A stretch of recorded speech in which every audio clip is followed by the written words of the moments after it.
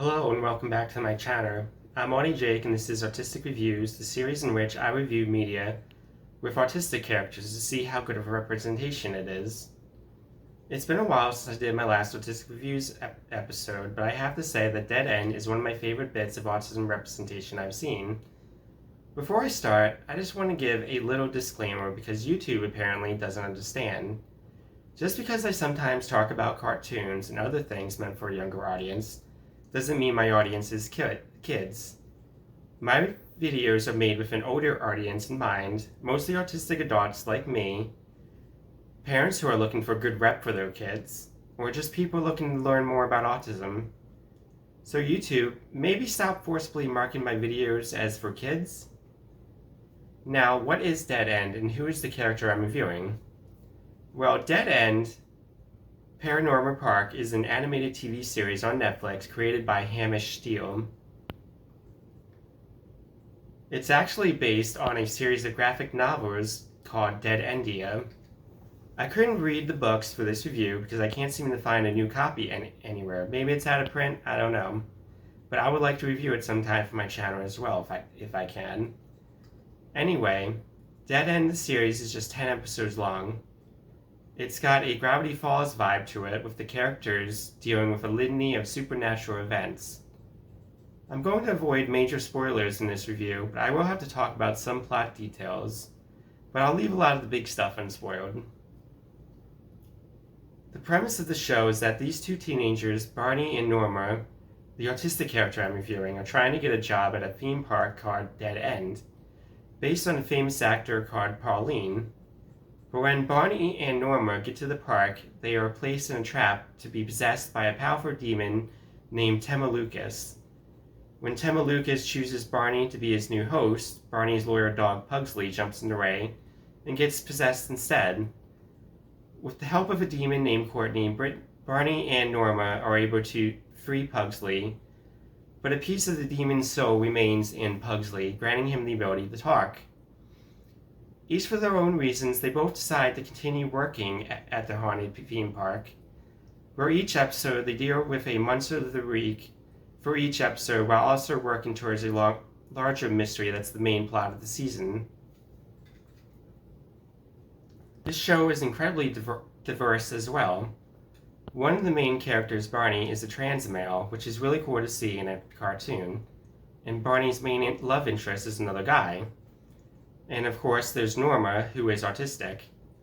And if you're thinking, but wait, they never used the word autism in the show, you'd be right.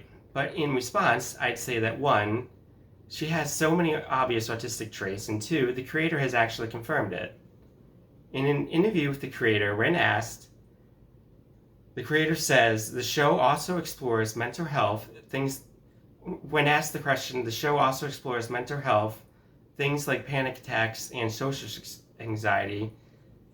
It does it through Barney, but even more Norma, which helps illustrate these things, like the spectrum they are versus a singular, maybe stereotypical understanding of someone's condition. Why did you take that approach? Hamish Steele responds with, a lot of the process focused on Barney, but Norma is the character I'm most proud of for a few reasons.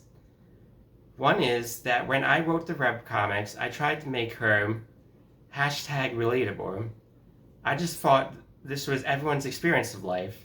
So many people reached out and said, hey, I headcanon her as autistic, or a great representation of anxiety. I got so many comments like that when we came to write the show. I thought, Norma is autistic. So we had a consultant, we had autistic people on the crew. But every time I sent scripts or notes, the consultant said, wow, Hamish, you must have done so much research.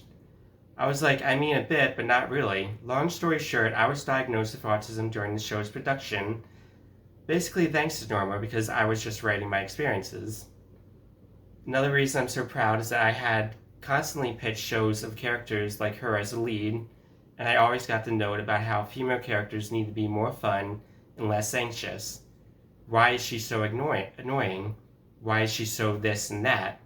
It always bothered me because I kept seeing these characters come out whose only real flaw is that they're a bit clumsy, but they're super fun, awesome, great, I get it, But my experience of childhood, and when I think of of what it was like to be a kid, I just think of sad, lonely, and awkward.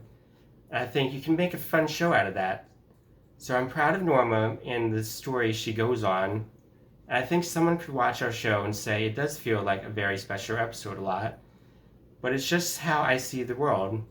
I think the genre allows you to give these lessons in a way that doesn't necessarily feel like you're being preached to. So not only is Norma canonically autistic, but the show was also created by an autistic person. Of course, if you want to read it for yourself, I'll leave a link to the article in the description. Now let's talk about what I like about Norma. She has a lot of very obviously artistic traits. Norma has a huge special interest in all things surrounding the theme park, and in Pauline in particular. She info dumps and loves to talk about her special interest. I love seeing just how much joy and fulfillment she gets out of her special interests. While she finds interacting and connecting with other people a hard thing to do, her special interest Pauline is something that has always been there for her, which is a concept that I'm sure a lot of autistic people can relate to. There's a lot of little moments I like with regards to her character. For instance, when we first meet Barney and Norma on the bus to Dead End, Norma doesn't have any clue who Barney is, even though, as Barney points out, they are in the same class and even live really close to each other. As Norma puts it, she's really bad with names and faces. And as we see later, she gives people nicknames to help herself remember them. And I personally find this really relatable as an autistic person who's also really bad at remembering names. There's also a funny joke in the first episode where when she thinks she won't be able to work at Dead End and says, well, I guess I have to hyperfixate on something else for the next 15 years. Which, while a funny joke, also shows just how long she's had this special interest in Pauline. You can also tell she doesn't like eye contact because of the funny joke in episode 3, where they're supposed to be doing a trust exercise and looking into each other's eyes. But when Barney goes to look at Norma, she's wearing sunglasses.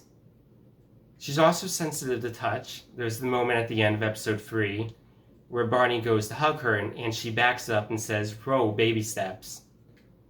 And there are a couple other examples throughout the series too. And like a lot of autistic people, she's very literal. An example in episode 4 would be when Barney is hiding from his brother. He says, "My brother can't see me right now." And Norma replies, "No, he can. He took the blindfold off." And then there's also the couple in line for the ride in episode 6 who says, "Kids today, they sure are strangely literal." One of the best Norma episodes is episode 3. The employees of Dead End are meeting at the beach for team building exercises. And when we see Norma in the car with her mom, we learn that she's anxious about it because she has trouble making friends. When Barney says, "I was waiting for you back at the house, what happened?" Norma replies, "Anxiety. New people are scary. Actually, just people, period." Which is definitely a relatable sentiment.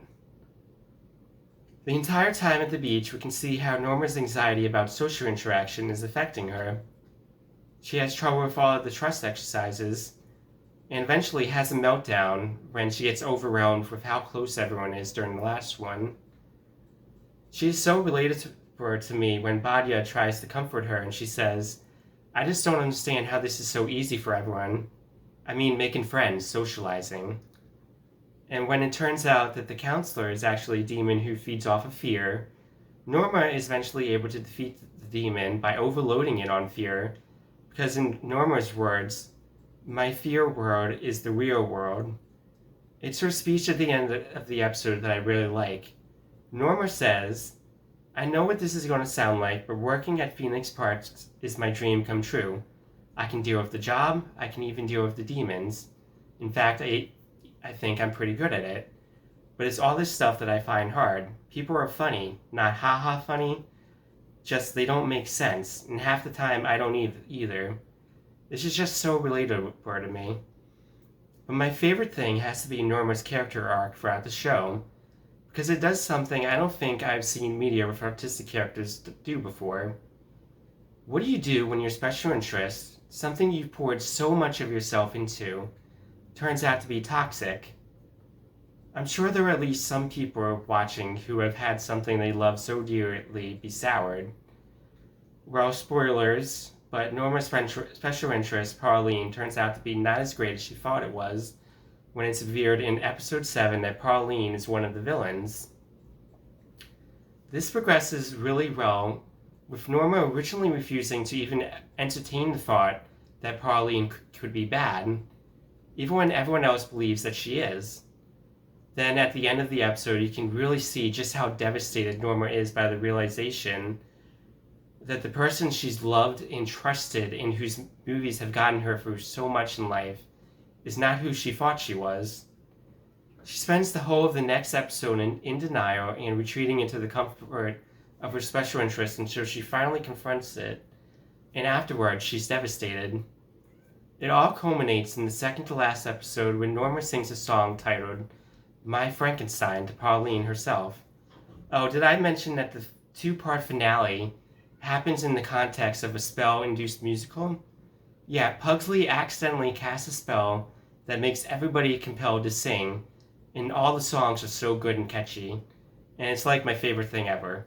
Anyway, Norma sings about how much Pauline has meant to her, and how her movies helped her get through so much, but how she can't ever see Pauline the same way again. Honestly, the only thing about Norma that I wish was different is I wish they actually used the word autistic to describe Norma as clearly as possible. I feel like the episode 3 would have been a good place to slip in and I'm autistic. Honestly, Norma stating she's autistic in the show is my biggest rush for season 2. Anyway, I'd say that Norma is one of my favorite autistic characters I've ever seen.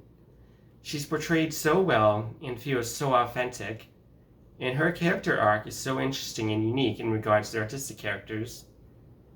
Season 2 is coming out in October, so if I have enough to say about it, I'll probably review it as well at some point.